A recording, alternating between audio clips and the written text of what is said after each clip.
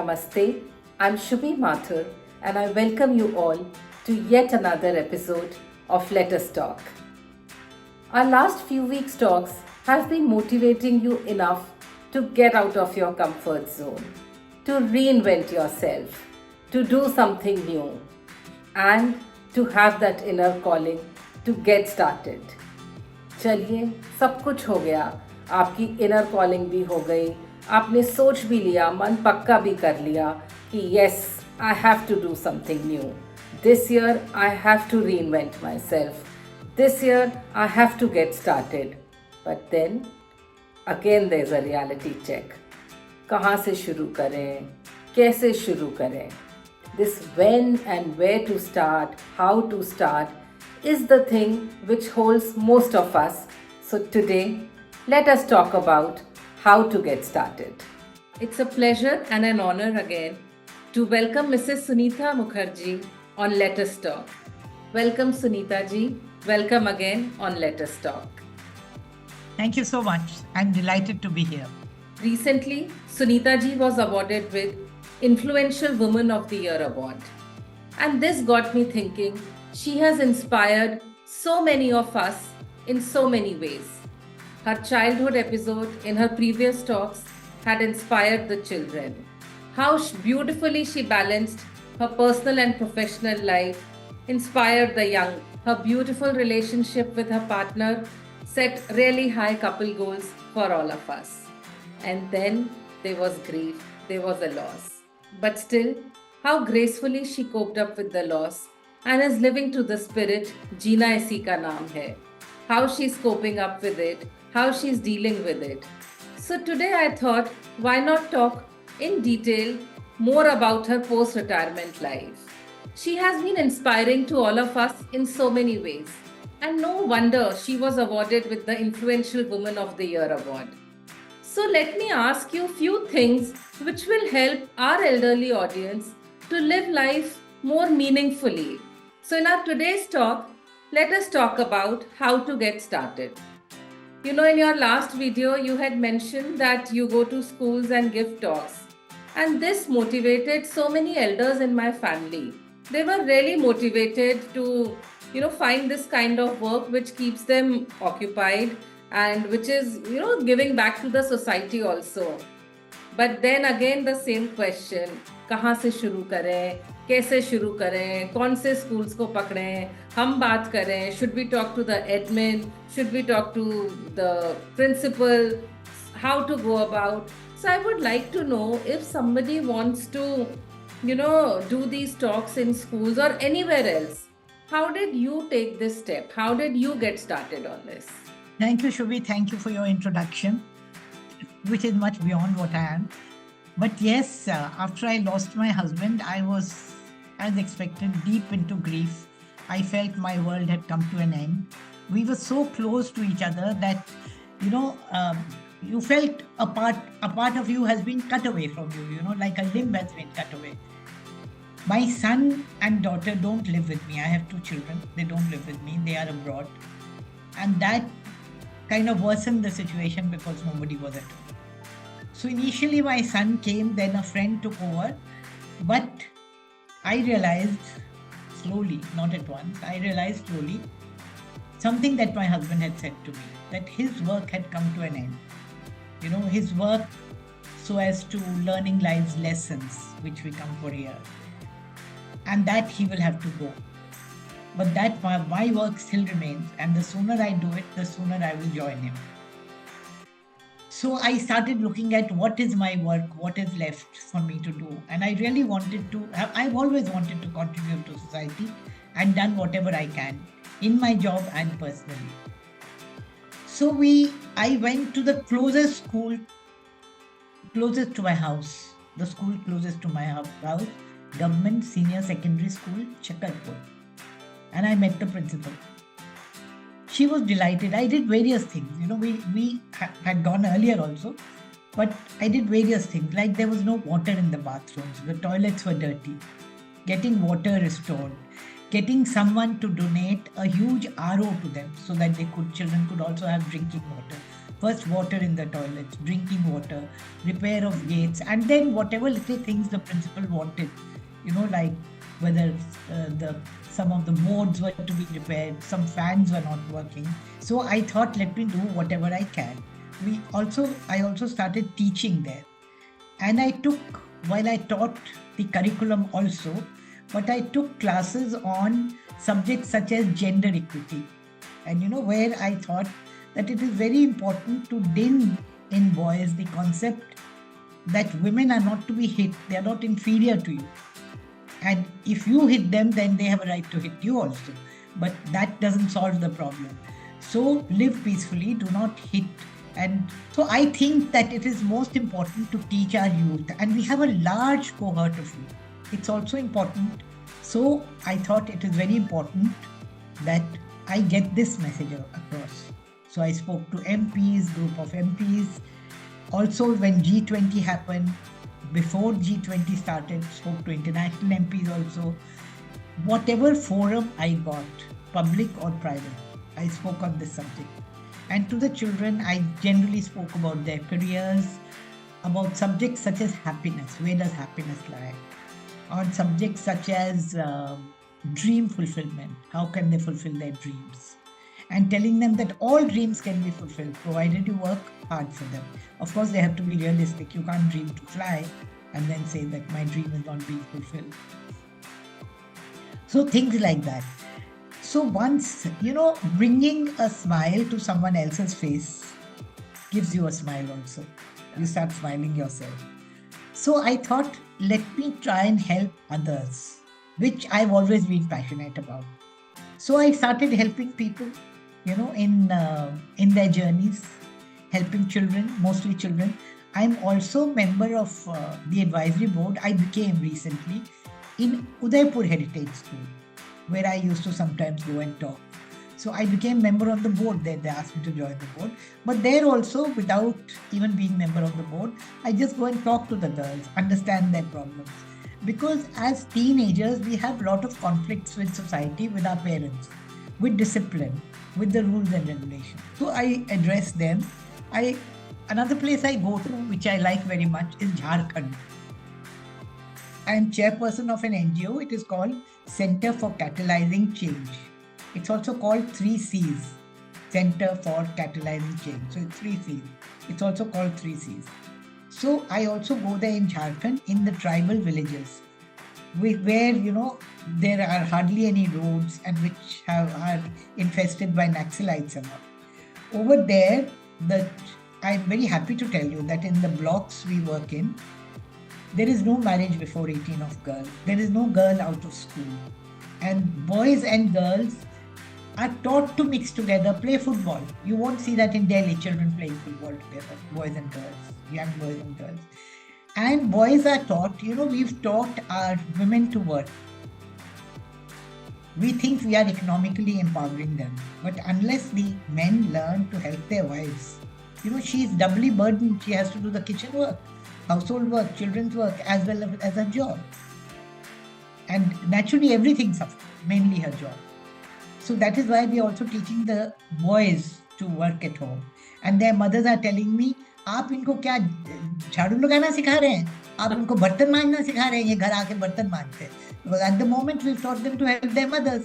Because only when they grow up doing this will they do it when they are older. So though we, are like a drop in the ocean, not even a drop in the ocean, I try to do my best to help the young children. So Ketana, see, every drop matters and you are doing a phenomenal work. And yes, you have really shown the audience the baby step that just walk to your closest school nearby, get started, just think on what you can talk. And there are so many things one can talk about, like how you mentioned. So in this talk, the main aim of this talk is to stir our elderly audience, to tell them, yes, if we have motivated you, we are showing you the actions also. Last talk you mentioned that you never have lunch alone. You always have it with a friend. And I honestly quite liked it also, that how you have such a good network of friends and how you maintain relations with them. So this is something which is very common these days that people are posted in different parts of the country or different parts of the world, and then they choose a place to retire.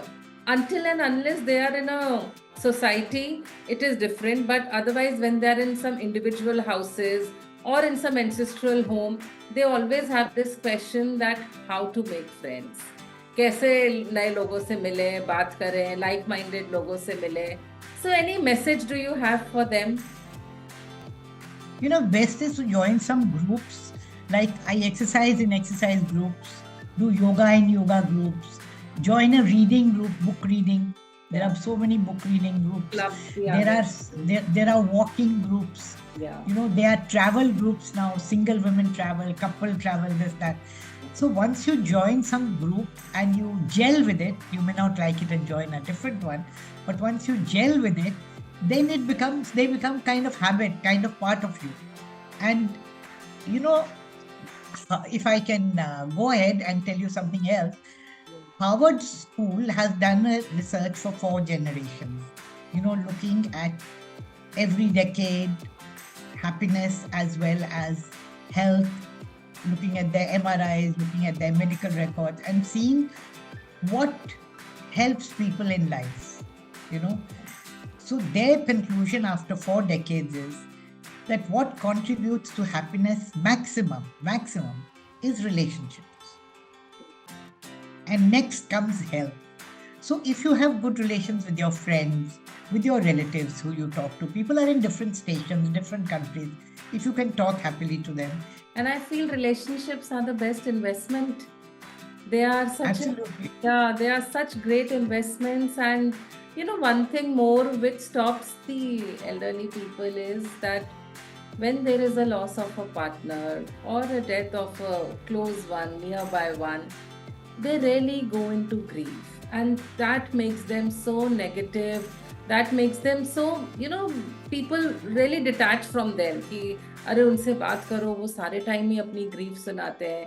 They give us some negative vibes, and people slowly detach from them.